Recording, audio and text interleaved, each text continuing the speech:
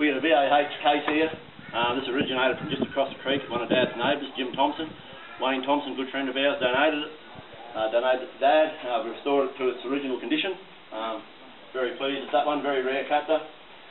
We have an Alice B, not so rare. She's the American model. Restored it to original condition. It's a 1939 model.